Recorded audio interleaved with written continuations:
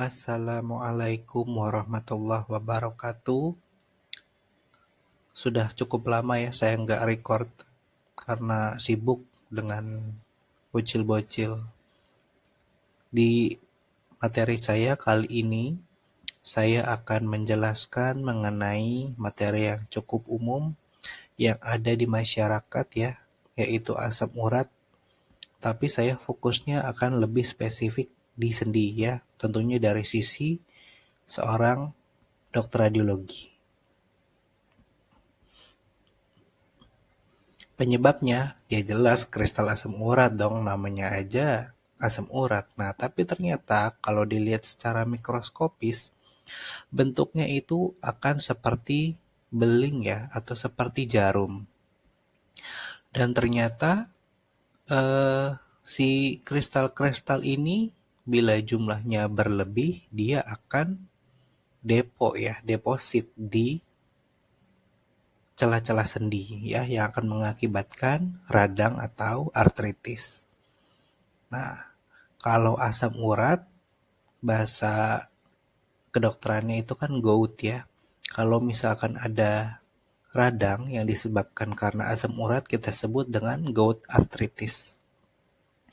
Untuk laki-laki, nilai batas atasnya itu 7 mg per desiliter. Kalau untuk perempuan, itu batas atasnya 6 mg per desiliter. Nah, lokasinya di mana aja yang paling sering? Bisa di hip ya, bisa di hip, bisa di knee ya, bisa juga di ini kalau misalnya yang kuning-kuning ini namanya MTP atau metatarsophalangeal joint, tapi yang kuning-kuning ini lebih jarang. Dia lebih sering di PIP dan DIP, PIP dan DIP. PIP itu proximal interphalangeal joint, sementara kalau DIP ya yang lebih distal itu namanya distal interphalangeal joint ya. Nah, kalau di materi ini kita bahasnya yang di sini nih ya, yang di jempol kaki.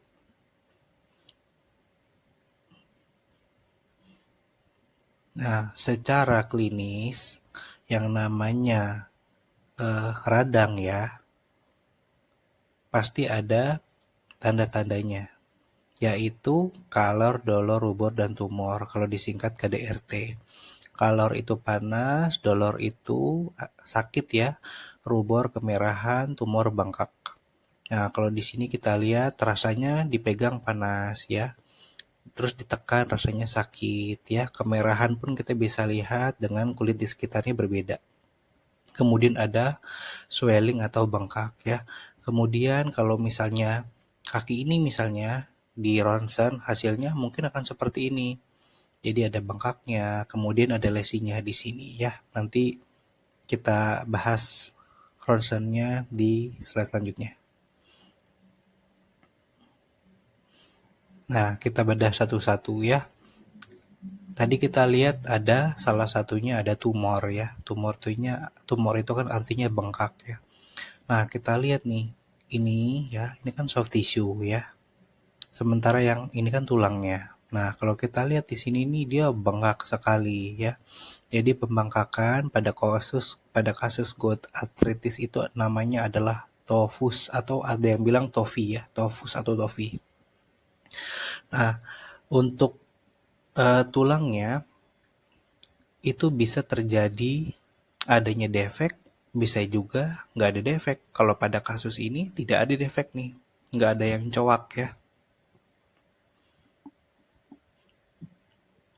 Nah, pada kasus yang lebih berat, biasanya ada kasus yang di MTP-nya itu ada penyempitan juga, ada defeknya juga.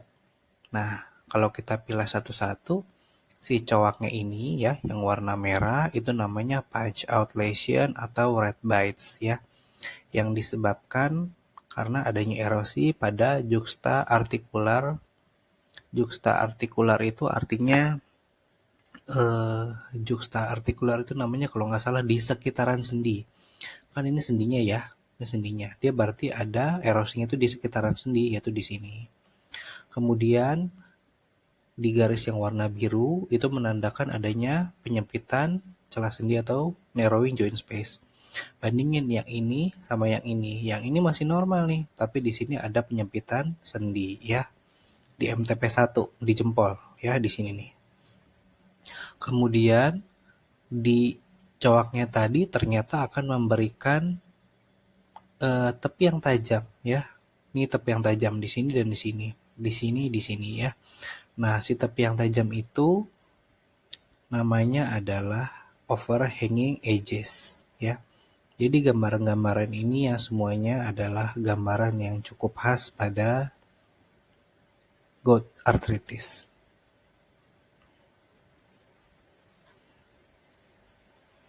Ya. Kemudian masih punch out lesion ya.